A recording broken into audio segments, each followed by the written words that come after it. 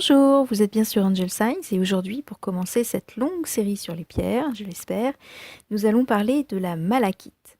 Alors, ces mots-clés, c'est le discernement, la clarté, la créativité, l'assurance, la confiance, le réalisme, le centrage, la guérison du cœur, le courage, et elle rendrait les décisions plus claires. Entre autres, une de ses particularités, elle serait reconnue pour atténuer et apaiser les douleurs articulaires et inflammatoires, et les migraines.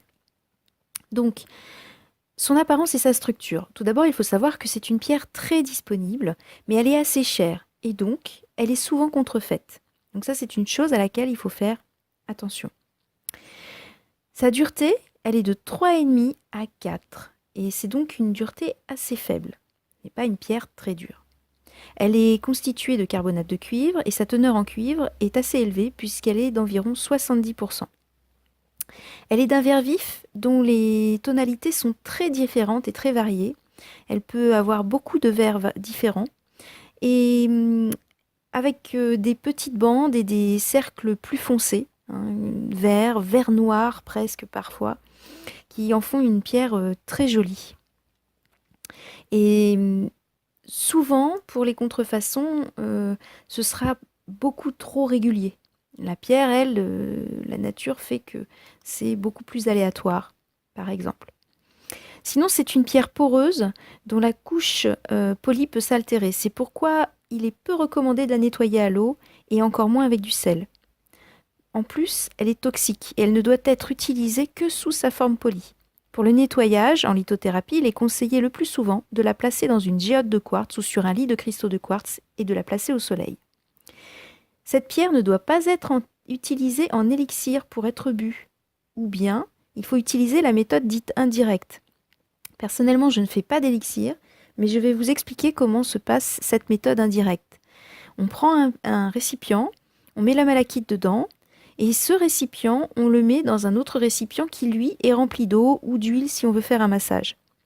Alors, bien sûr, aucun contact entre l'eau et la pierre, et une fois qu'on a laissé écouler un certain temps, eh bien on récupère l'eau pour le boire en élixir, pour le donner à ses plantes, pour en faire une huile de massage, etc.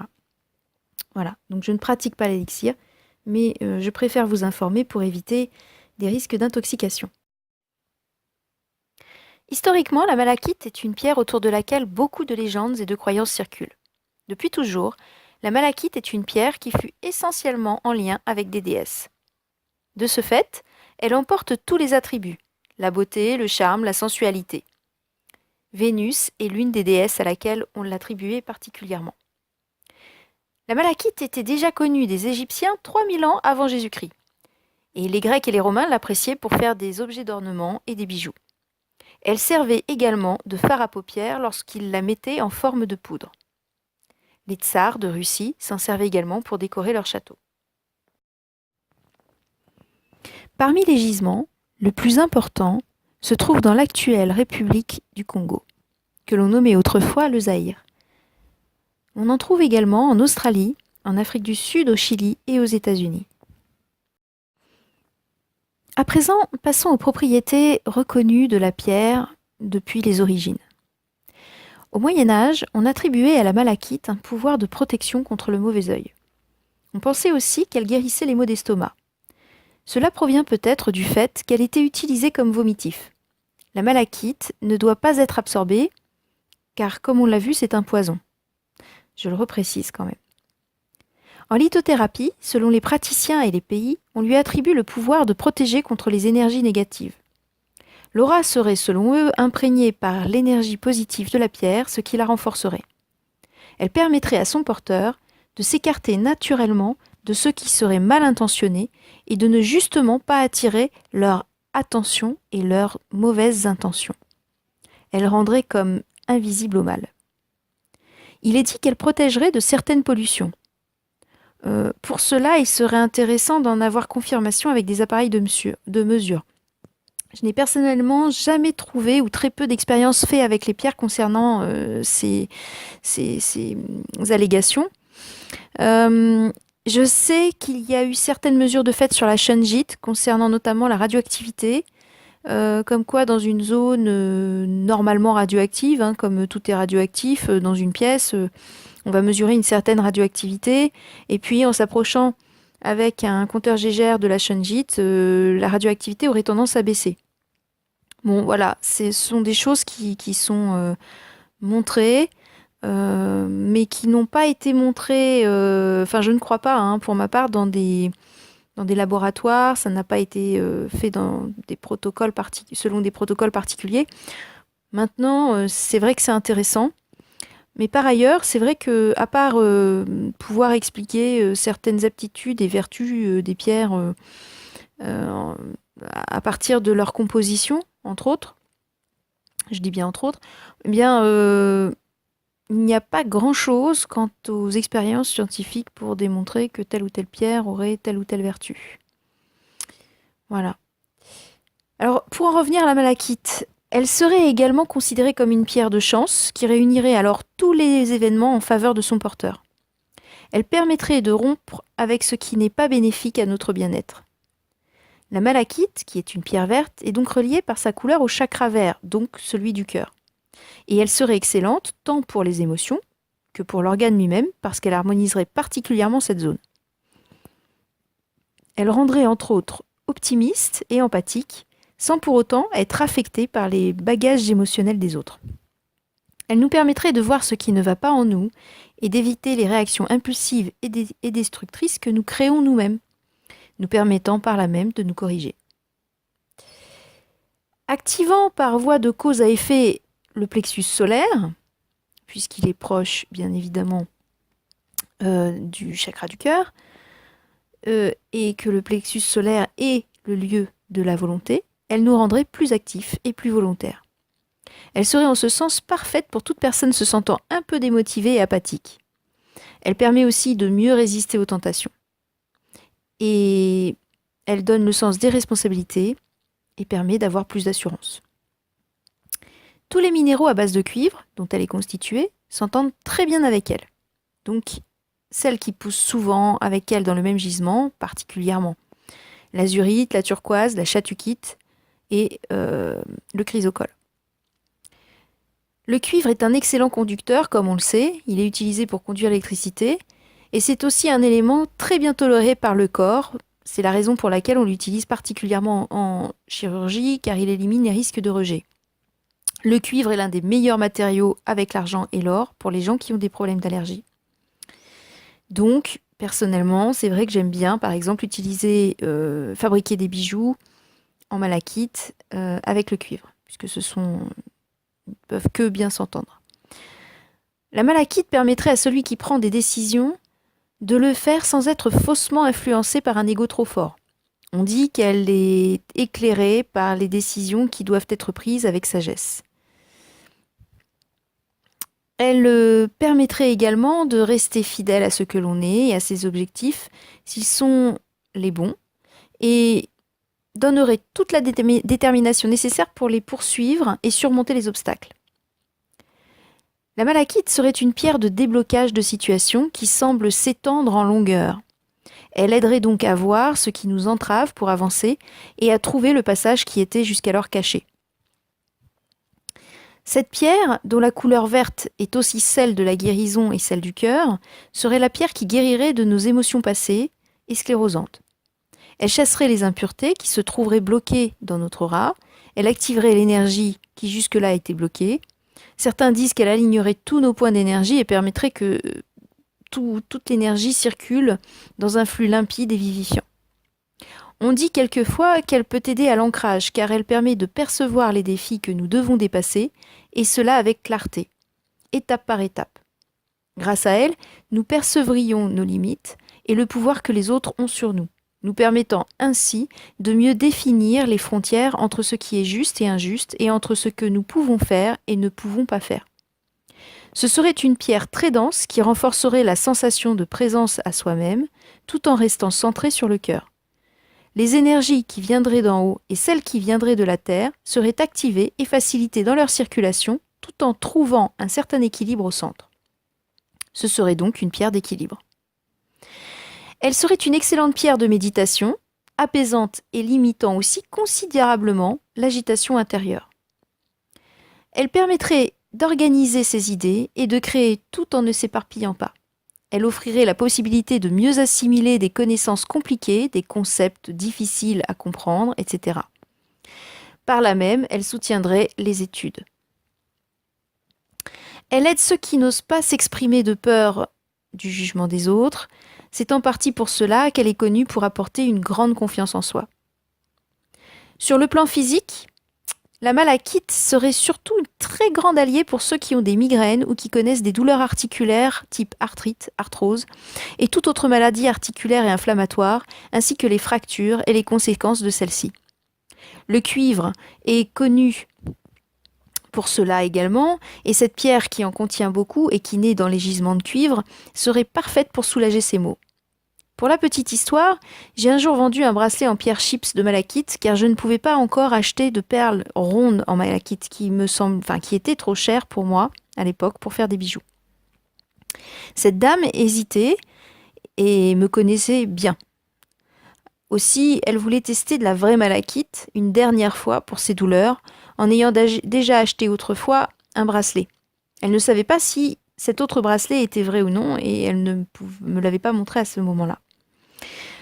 Mais ce qu'elle avait trouvé ne la soulageait de rien du tout. Et comme moi, je n'avais jamais testé la malachite sur moi, je ne pouvais pas dire si ce qu'on disait était vrai ou non. Plus tard, je la revis et je ne savais pas si ce qu'on disait donc de la malachite était vrai, mais elle me dit que depuis qu'elle avait le bracelet, elle avait beaucoup moins de douleur. Aussi, je ne sais si cela est dû à un effet placebo car j'ai un côté extrêmement pragmatique, mais selon elle, cela avait été radical. Il est vrai que la malachite a vraiment une notoriété de ce point de vue-là. C'est peut-être la chose qui est le plus connue dans la malachite. Et il est vrai aussi qu'elle est constituée quasi exclusivement de cuivre, en tout cas en très grande majorité. Et donc, le cuivre étant aussi connu pour soulager les douleurs articulaires, eh bien, on pourrait se dire qu'il y a certainement un effet chimique réel sur le corps.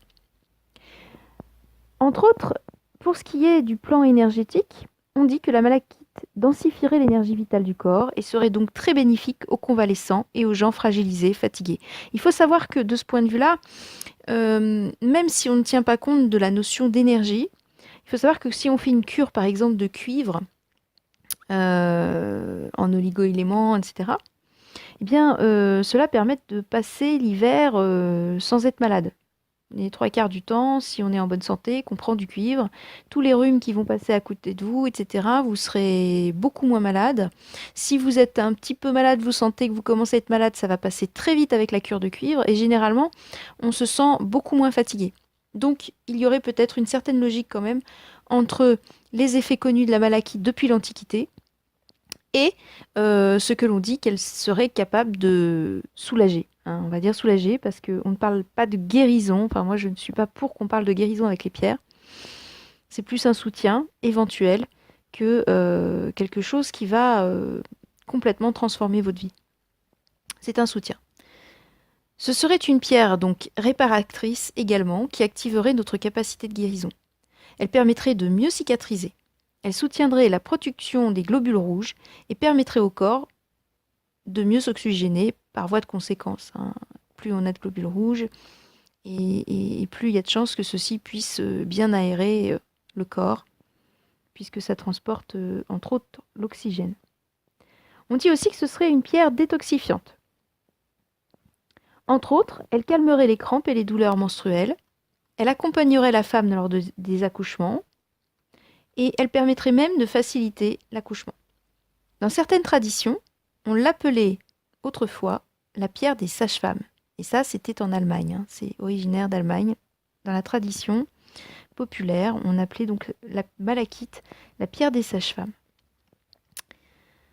Enfin, il faut savoir que la malachite véritable est une pierre assez onéreuse, comme je l'ai déjà dit. Et si elle est façonnée ou si elle est grande, forcément, ça va avoir un coût. Or, on peut constater qu'elle est souvent contrefaite.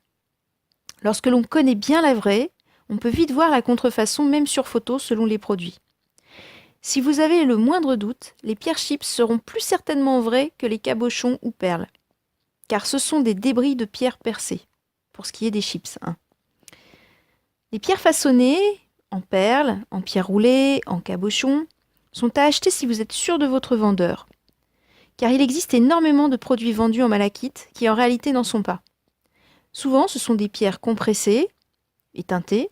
Parfois, ça peut être de la malachite, de la poudre de malachite qui a été reconstituée avec une sorte de colle et ensuite qui a été colorée de façon à lui donner l'apparence d'une pierre authentique et surtout pleine et entière.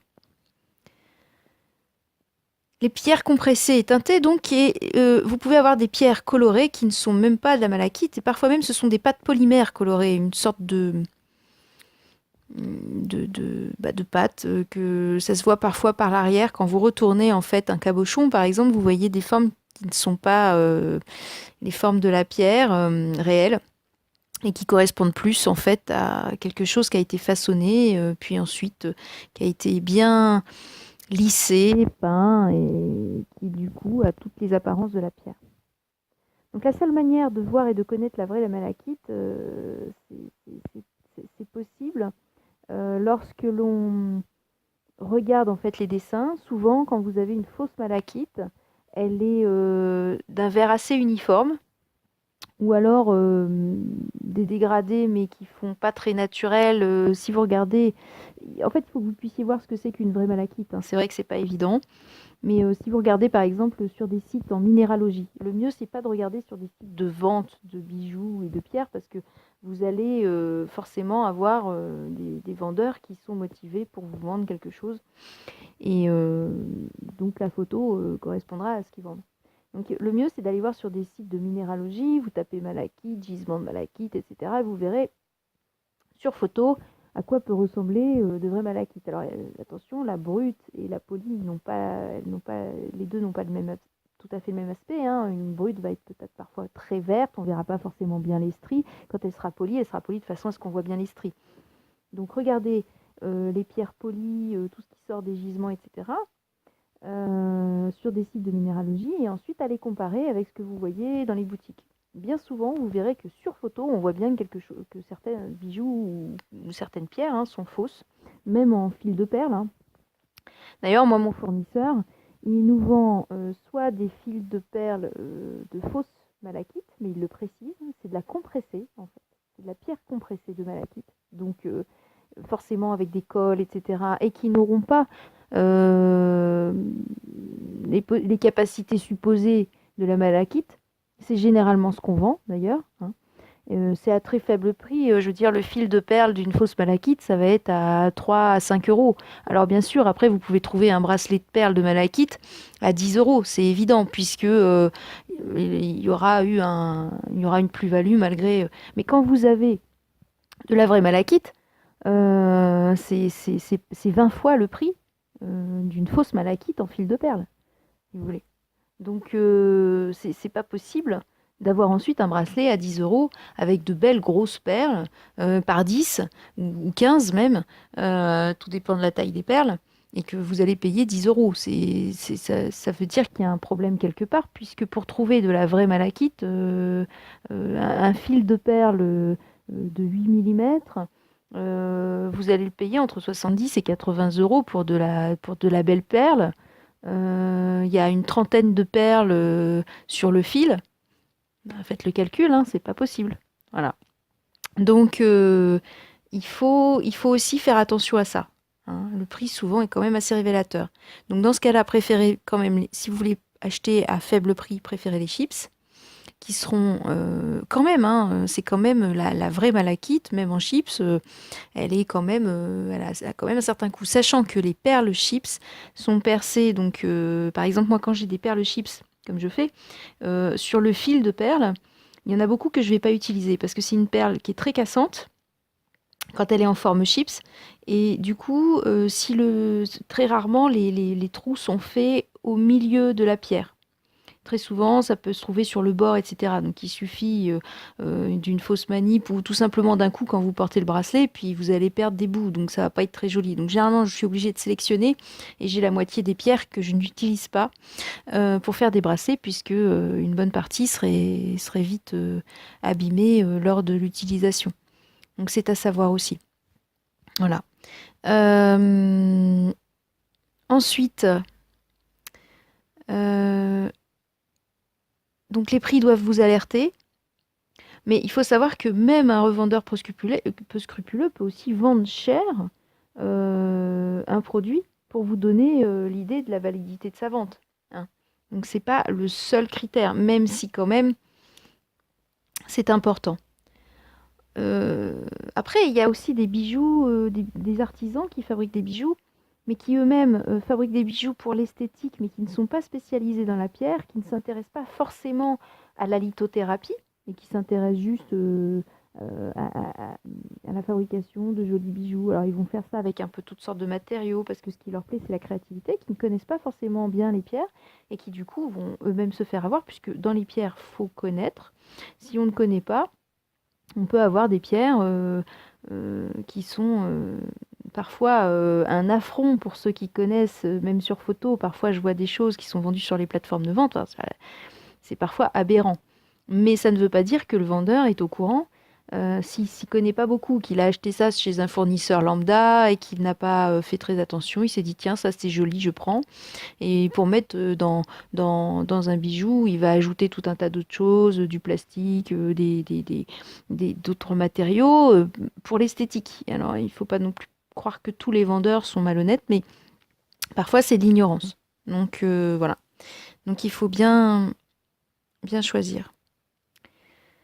Donc en résumé, la malachite, c'est une pierre parfaite pour les gens instables, hypersensibles, les gens qui se laissent envahir par les autres, par la surcharge aussi de travail, mais surtout, généralement, qui se laissent envahir, qui n'arrivent pas à donner de limites dans leur environnement de proche, qui ne savent plus dans quelle direction aller également. Pour ceux qui ont des douleurs articulaires et des inflammations, ça, on l'a vu, toujours en poursuivant, comme je le disais, un parcours médical classique, une pierre ne pouvant jamais remplacer votre médecin. Ça, c'est sûr. Ensuite, c'est une pierre qui est idéale a priori pour la méditation puisqu'elle élimine tout le chahut que vous pourriez rencontrer dans votre tête. Elle permet de se centrer. Ce serait une pierre aussi pour ceux qui manquent de vitalité ou de volonté et également une pierre de créativité mais où l'on ne se disperse pas.